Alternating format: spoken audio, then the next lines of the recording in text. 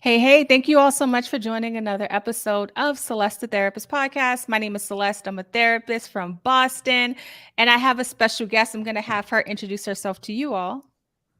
Hello, thank you so much for having me. My name is Kerry Schroeder. I'm a registered clinical counselor and I have a private practice in Vancouver, BC. Yes, all the way in Canada. So I'm happy to have you on. The way I found out about Carrie is someone shared her information with me. And I started following her, and she does really great work with educating people. But first, I would love to know, like, how did you start in your career path of becoming a counselor? A lot of times when I meet with counselors, they say it's not something I thought I would be doing as an adult. So I'm just curious about your path into this world of mental health. Yeah, I'm trying to think of where to begin there because the path is pretty long.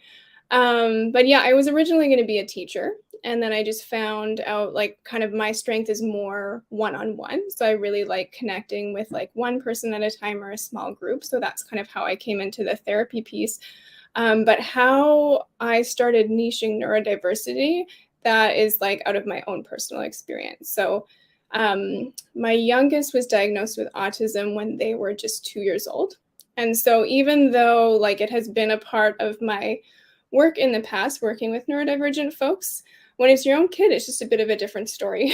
And also when you have a child, you don't always really know what's typical development and what's not. So I noticed differences in sensory processing, and taking them to the pediatrician, I realized the questions they were asking me, I was like, hey, I know what you're asking me about here. And it was just like, I didn't see it right away. So that sent me on a journey of just a real deep dive into what is autism, what is neurodiversity, how do I support this? And I made so many mistakes along the way. So that's what fuels my passion in like, I want to save parents from making the same mistakes as I did. And I just want to make it really, I guess, not overwhelming, like almost Yeah. a celebration to discover something new about your kid and Yeah. use that as information as how to support them in the way Yeah. that they need. So I adopted my first two kids, and one is autistic, and he was about 5 or 6. So I didn't have the same kind of transition that parents have, where maybe they're developing and it seems like things are fine, but things don't seem like they're going in a direction they thought they would go. Because for you, like when you realized this was happening, initially, did it feel like, oh my, did you take any blame on yourself, or like was there any kind, what Mm, emotions was going on? Because this is something with my son, his he never got early intervention, right? And until he started living with me at like 6 years old, which is a huge gap. And so when I work with parents and I'm when they're struggling with something, I say the stigma, like try not to allow it to like take over, because the earlier the better. So I'm just curious about emotionally, like what went on with you during that kind of period early on. Yeah, so it was a very different situation for because like both of my kids are neurodivergent. It was totally different when my second child was diagnosed than when my first, because when my first was, I already had all this internalized ableism, stigma, everything going on, that when you receive that news, like we're programmed to receive that news is like tragic. So I saw it like both as like tragic and overwhelming, but it was also really validating because I'm like, I'm not crazy. Like this name is telling me that Okay. I'm not just a parent who's like incapable. I'm actually dealing with something that is quite Yeah. difficult. Like the Yeah. parenting approaches aren't working. Um, Hmm. so it was kind of a mix. But with my second child, it was just kind of like, oh yeah, that makes sense. And like, Okay. welcome to the autistic community. Like, I don't see it as a problem anymore. I just see it like as a different operating system. What caused you to get into that mindset? Because I love, and that's I think for me initially, these were my first children. And for me, it was isolating. I didn't have other parents that were in the same situation as me. And so, like, I started to be involved in community, which really helped me. And it Mhm. changed me. And I was already like, I was in my last year of grad school. So I'm already in the mental health world, but not like as it's different, right? What caused you to like kind of be a little bit more freeing and understanding? Was community part of it? I'm just curious about your process. Oh goodness, there's so many pieces to that. I'm gonna try like where do I begin? I think if I go back kind of the furthest in time, it would actually be from like I know I keep saying the mistakes I made. I want to recognize that like are they truly mistakes or was like I always trying my best and Yes, that's good, good, like what good. happened. So when I say mistakes, I'm also saying that like with compassion towards myself that Good. Okay, good. I'm like, glad you because you want to clarified that. I know that's what you meant, but I just know some people feel like they don't have enough grace with themselves. So I appreciate you saying that. yeah, so at first I took the mindset of like, this is what I've been told that I have to do to support my child because, like, if it's autism, you do this. And what we had chosen, the type of therapies that we had chosen, were just not a fit for my kid. And my kid was really resisting and making that known. So my kid felt uncomfortable. I felt uncomfortable. We kept going with it for a bit because, like, I really didn't trust my expertise. Um, and so we kept going with it. So I think what led me to the place of acceptance was more like through my process and through like what my child was saying. Because my child was just saying, like, don't change me, like, just let me be. Yeah. So I think that that was the biggest piece of like, how do I Okay. actually support their development and their unfolding as opposed to how do I make them look more neurotypical? Because if I'm trying to make them look more neurotypical, then that's not like a natural unfolding. It's so true. Now we got to define for the people neurodivergent. I just want to say a side note. It's so interesting because I was doing a training and we watched a video of a woman who's autistic and she has a family and stuff. And she was she was capable of like talking about what she was feeling, how things are hard for her. And I remember somebody in the training saying, like, kind of feeling a little emotional. And her dad is a lot older. She was like, "Oh my God, this reminds me of my dad." And and now it makes sense why our relationship the way it was. And I just think about how many people are not diagnosed and struggle with trying to fit in with society. And this is not just with what we're talking, the subject we're talking about today. A lot of it could be anything. I think a lot of times we're we feel the pressure to be like looped in and be a part of the norm. But I would love to hear you define what neurodivergent is, because this is a new term for some people. And I think it's going to help people understand some things a little better. Yeah, so there's lots of different ways you could define it. How I look at it is just like neurologically different from typical. So again, if we take kind of the deficit model, or some people call it the medical model, like looking at the DSM, that kind of thing, like we look at that and we say, oh, it's a problem, and here's how you fix it. Whereas like the social model, as some people call it, is like this is a different operating system. How do we accommodate and support it? So I'm not sure if that totally answers your question. So No, I like it. Yeah, go ahead. it can be innate. So like a lot of people claim that autism would be like an innate difference. You're born with it. It's not something you acquire. Whereas something like PTSD would result from a traumatic event.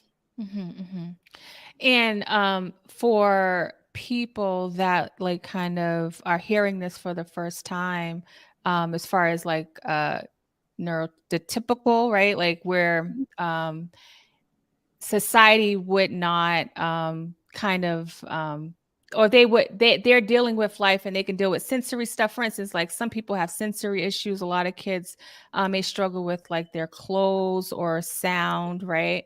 And some kids don't, right? For parents that are listening to this, right, and they're thinking about this in a way, what would you say to them in regards to working with their kids, for instance, in the school system? Because I know you do a lot of coaching and a lot. And when you said you was going to be a teacher earlier, I'm like, okay, that makes sense because you're so good at teaching people. You break it down to a level that people can understand. If you don't follow her Instagram page, I'll have the link in the show notes, but she does a really good job at breaking things down. Where the person who shared it with me was like, oh my gosh, like I just learned so much from her page, like just raving about it. But what would you say to people? Because even though the school system is an educational place, there are, some providers and teachers that may not be aware and understanding. How do you work with parents with dealing with the school system and their child's needs? This is a really gigantic question, but I'll say what comes to mind first. A part of my work and a part of like I've had to do it in my personal life as well is to sit in on school meetings for my own kids and for my clients as well. And one of the biggest things I come up against is the idea of goal setting.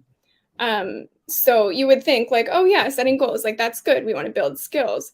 But for kids who are already struggling, to be heaping goals on them as though it's like their problem and what they have to take care of, it's just like school is already too much. So then we're expecting these things of them, first of all, that like they aren't neurotypical, so they shouldn't have goals that relate to neurotypical children. That's true. And it's just like past capacity. So when I go into these meetings, I actually flip it around and the goals are actually for the adults. So how can we accommodate and support the child? So instead of saying the kid's going to make eye contact, or the kid's going to initiate conversations with peers, or the kid's going to focus at their desk, it'll be like the adult is going to create a safe environment so that they're able to access learning, that kind of thing. Wow, that's good. I never thought about it that way. You're right. A lot of the goals are geared towards getting them to do things that the typical people would do. And when you're working with parents, what kind of things do you tell them to help with support? Like supporting themselves. You speak a lot about educating yourself, which I 100% agree with. I think that's number one. Because one thing you also say is like you're your child better than the school, the provider. And I really want people to feel empowered. Like, I feel like you have such an empowering way of like teaching people. And I really want people to feel empowered, because just because somebody has an MD behind their name doesn't mean that they're able to like know specifically, because it's not a one size fit all box, which is why when you was talking about one of your children and how that didn't work, it's because that didn't. But a lot of times some of the solutions are like a cookie cutter, right? When it shouldn't be that way. And I don't think parents realize that. Yeah, totally. I think, and let me know if I'm not answering your question with this one, but I think one of the biggest things that I like to empower parents to do is to both look what's behind their kids' behavior instead of like, oh, here's the behavior, like here's the strategy. It's like, here's the behavior and like what's actually causing it. Because sometimes it's like less about the strategy and more about just attuning in the moment. So then getting the parent in that mindset of kind of being a detective, and really the power is in their presence more than like, this is the specific thing that I do in this situation. And then once they get into that mindset, then they're able to advocate in a way like, this is how I do it. And then framing it in a way like, if you support my kid in this way, like say in a school setting, it will actually go better for you because they feel seen and heard and connected. I like that, because I don't think parents will always look at themselves as the expert, right? Because if we're sick, like, we go to the doctor and they diagnose us. But, I think when it comes to kids, it's really important to look at like what's going on behind the behavior. When I used to work in the ER emergency room, when kids would have behaviors, I would talk to parents. A lot of times they don't have, adults don't even have the emotional capacity for language, but kids more so. So sometimes things come out behaviorally. And unfortunately, we can get so caught up in the behavior that we miss out on what's happening behind the scenes, like what is really going on. And if you're talking about kids, they may not be verbal, or especially with the sensory stuff. I want to talk about the sensory stuff, but before I go there, one of the approaches you use is strength-based, right? Like coming Mhm. from explain to people what that means, to kind of, because I think that's powerful. When I work with my adults, literally I come from that approach, and I just want parents to feel empowered, and not get stuck in the struggle, but also look at what the positives that are going on and how we can build on it. Yeah, I think, like, a lot of the kids I work with, because I work with a lot of, kids, say, with a gifted designation, which is often, like, they'll be highly intelligent in one area, but then, like, really struggle with, say, executive functioning or, social challenges or sensory processing, that kind of thing. Um, so, yeah, just really recognizing that these kids have spiky profiles. So, we would call that, yeah, asynchronous development, spiky profile. Like, what is something that they feel really empowered in already, and how can you use that to, like, build their confidence? So, Yeah. say, like, a lot of these kids, they're like a walking dictionary. They could tell you about their favorite subject, but they can't actually write. So how can we put those supports in place so that their strengths can really shine? Um, but we're not just always pointing out, "Oh, but you can't do that." Right, right. One thing, and then just the other piece of not being so goal heavy, like, Yeah. not having to check all these boxes, but instead just allow that unfolding to take place.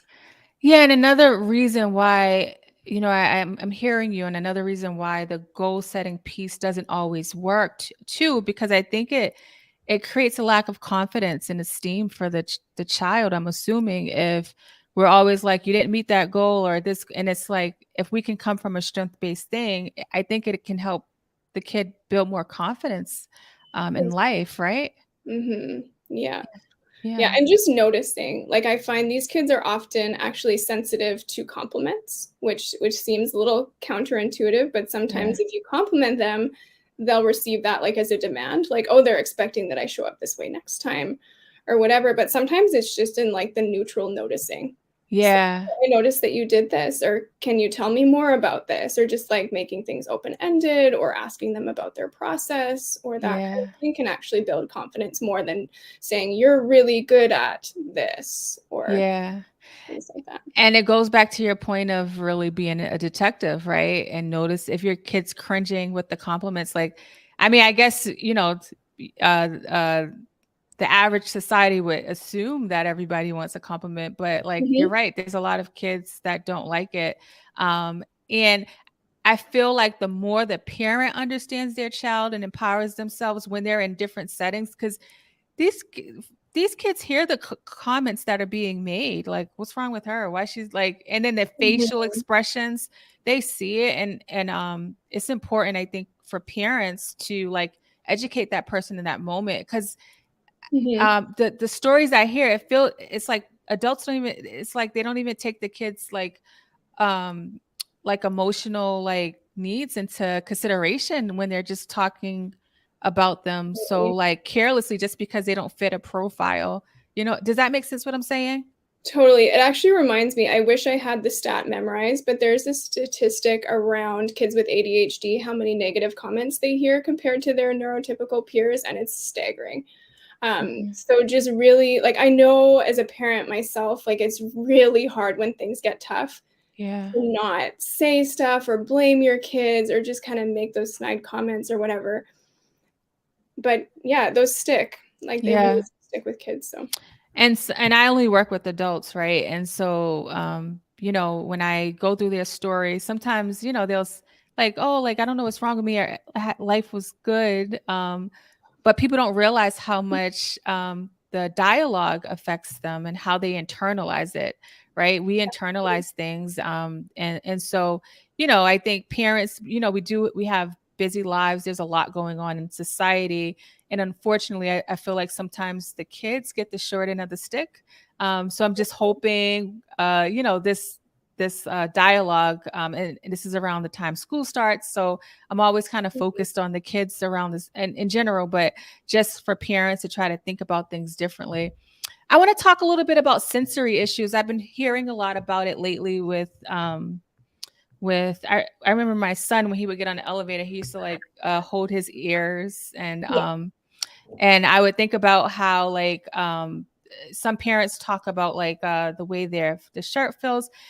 And I said to myself, I'm like, is this new, or did parents in the other generation just force their kids to like wear certain things or eat certain things? What are your thoughts about, because you work in this world, like, do you think it's like it's new, like it's a lot more? Do you feel like people just ignored it, unfortunately, and people had to learn to be uncomfortable? Yeah, I don't think it's new. I think it's always been there. And I think, yeah, parenting approaches, we've gone from like, don't be seen, don't be heard. And now we're kind of moving into this new paradigm that's like, you know what, suppression is not good for your health. So, like, it actually Mhm. makes parenting way more difficult to allow for the expression. Um, but these kids who were told to suppress everything as children, like, then that becomes something to really work through once you get older. So, Yeah. like, allowing for that free expression, using the, like, if the kid screams when you put their shirt on, that's important information. Like, no kid is doing that just to make a scene. It's like, this actually hurts. That's the main one I've heard with some of my Mhm. clients and their kids. What's happening with the child, just from so parents can understand, where, because for them they just look at it as a regular shirt, right? That I kept Yeah. pulling on my shirt because I hear this a lot, and they're just like, it's a shirt. What's the big deal? Tell Mhm. parents what's happening with their kid, possibly, if they have sensory issues and the shirt's going on. I just want to recognize for the parents out there with kids with sensory issues, it is so hard to support this. So if Mhm. you find that it's very hard for you to stay regulated as your kid is screaming in your face over the clothes that you just bought them, like, that's a very real experience for parents. Mhm. At the same time, if the kid is screaming, like, it's probably registering as pain. It's probably very Yeah. painful for them. Um, so kids don't do that just because. They do that as a response to their sensory environment. Yeah. And then, for some people that are forced to deal with the sensory stuff, the behaviors start happening at school. Yeah. So it's really important to think about like, um, kind of like keeping track like of when it's happening, so that when you do talk to the provider, you can like give them more information, to help them support you, right? I Definitely. th- it, Yeah. I think that's important. Is that a collaborative thing you kind of talk with parents about doing when they're dealing with their providers? Definitely. I That's kind of a part of the parenting confidence piece, is like collaboration is so important to just kind of like sit back and take what a provider tells you to do. Like, it's a constant checking in of like, how does this sit with me? Like, how does it land with me? How is it working for my kid? Does this feel like it's coming from an affirming place, or does it seem like this provider is trying to change them and make them appear more neurotypical and that kind of thing? Yeah. Yeah. Good. Good. Good. Now with school starting, and parents want to have a relationship with their kids, and I think sometimes we have to like let go of our old way of thinking, or the way we Mhm. thought it would be, and change the way we talk. You said something earlier. We're getting out of the era seen and not heard, and that's the way I grew up. And a lot of times we ask questions, that aren't open-ended, or we want to know things. What would you say to parents to help them develop a relationship with their child, where, especially if the parent is typical and the kid isn't, maybe they don't feel like they can relate, but that doesn't mean that they can't have a relationship. And I think it's Mhm. important for parents to know that, it is important. Definitely. I would say just simply following their lead. I So if your like kid that. comes home from school and you're asking them a bunch of questions and they're shutting you down, like, that's really important information. Like, we don't need to go there. If the kid comes home and engages in a interest of theirs, like, what would it be like to join them? And again, if they push you away, that's important information too. So it's that constant like moment to moment attunement. Like, what does Mhm. my kid need right now? And I think one of the hardest things for parents is like taking that pushing away personally. Yeah. So it really has nothing to do with the parent, it has to do with the kid's needs in the moment, and if your kid is neurodivergent, chances are they're coming home from school totally done with no social energy left. So the last thing that they really want to do and are even capable of is holding a conversation. So sometimes Mm. it might just look like playing with Play-Doh in silence. Um, Mhm. yeah, sensory activities I find to be good. Eating snacks. Just Yeah. joining them in what they're doing, like taking cues as to like, do they feel regulated with how I'm approaching them right now? Yeah. And going from there. Yeah, and the examples you gave are important because I don't want parents to minimize the interaction, right? Like eating snacks or if they're just playing silently, like maybe too much talking is too much for them and that's okay, right? They Mhm. can feel your energy and it's okay to just kind of do an activity. And I think it's important to be intentional about it so that you can make sure that it happens. And when Kerry talks about them being completely done, part of what happens with some kids is that they have to mask. Talk to people a little bit about like Mhm. how hard it is for them to have to mask and kind of stay Yeah. together while they're in school. I mean, everyone experiences masking to a degree True. usually. So I guess to make an example that might be relatable is just like, say if you go into a setting where you're having to perform in some way, like even if you go to work and you feel like you're not totally yourself and like how you feel when you come home from that. And so for a kid, like a neurodivergent child who is presenting at school is somewhat typical, they are probably suppressing like all of their neurodivergent traits like all of the time.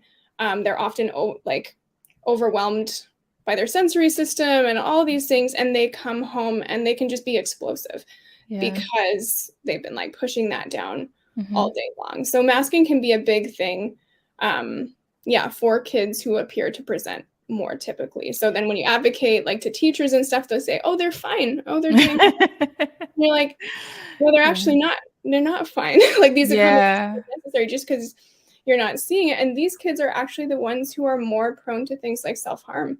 Yeah. Um, because they internalize it. So like sometimes when we see kids who are like throwing stuff or like externalizing, that can actually be a good thing because we Hmm. know that they're struggling. But Hmm. the kids who internalize, sometimes we see it as they're doing fine and they're actually not. Yeah, yeah, yeah. And also, just so we're clear to my audience, we're saying kids, but also this is adults too. Absolutely. I know you deal with parents and you teach us about the kids, but also Mhm. I've had to talk to parents about, or my clients about just how they'd be like, oh my gosh, I'm exhausted. I had to do so much peopling, and I said you need to like if you know you have these meetings or this event, like take space. We're not, we look at it. It's unfortunate. Like my daughter is very like outgoing and extrovert. My son is very introvert. And I remember when he was younger, he was like, "Why am I not like her?" And I was grateful that I've helped him develop language to express himself in that way at like 7. Yeah. But then I was sad. I was sad because I'm like, why does he think this way? And also, I was sad for other kids thinking about how they may not even have language to understand that it's okay that they don't want to be around a bunch of people. Unfortunately, extroverts get so much reward in society. And if Mhm. you stay to yourself, you put your head down, get your work done, not just kids, but adults, you don't get the validation. What are your thoughts about that piece? Well, I just think that we're missing out. We're missing out on so much because it Yeah. like like I don't want to put down extroverts at all. No, no, no. Yeah. But like they're the ones getting the jobs because they're eloquent in the interviews, Yeah. and it's often the introverts who like they have a lot of like deep, profound, out of the box thoughts, Yeah. and ways to contribute, and like they're problem solvers. And if our teams are made up of only extroverts, Yeah. like, we're missing out on a very important perspective. Yeah, so true. Yeah. And, platforms like yours, I think is really normalizing things. We need to normalize this. And, when you talked about the diagnosis with your child and how you're like, oh my God, I'm not crazy. Imagine what adults even or people can go through if they actually understood, like, oh, that's what's happening. It's okay, right? Like, Yeah. um, what my kid thought at 7, adults are thinking it at 27, and it's just Totally. unnecessary suffering that people are going through trying to like be a part of the typical society. Exactly. Yeah. Mhm. I'm grateful for you for your platform. And Kerry has a ton of free information on her website. Can you just tell people what your website is? It is www.kerryschroeder.ca.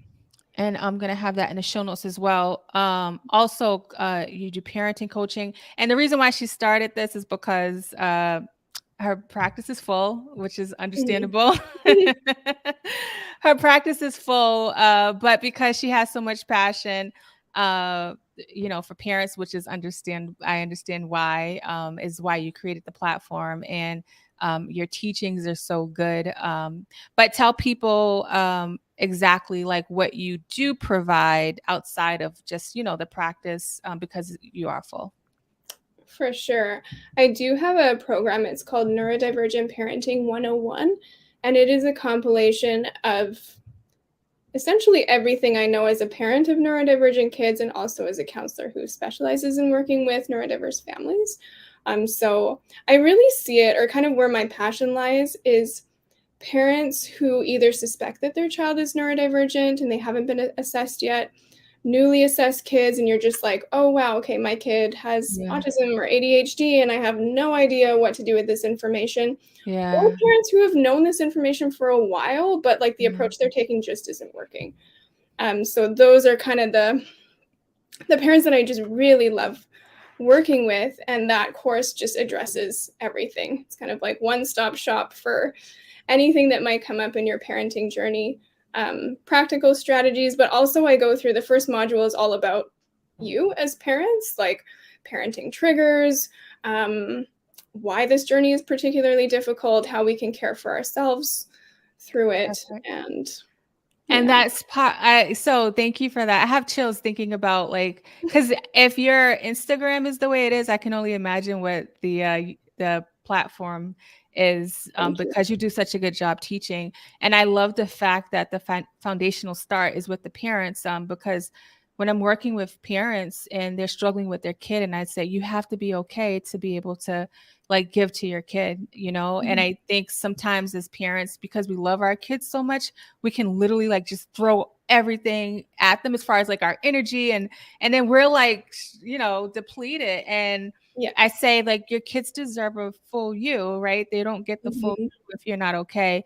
There's guilt that happens, Definitely. unfortunately, because it's like, oh, but my kid is not like everyone else. And the more you affirm them, the more you like, we got to debunk some of that ways of thinking that we learned, and Yeah. then acceptance can like flow a little bit better. Does that sound like accurate?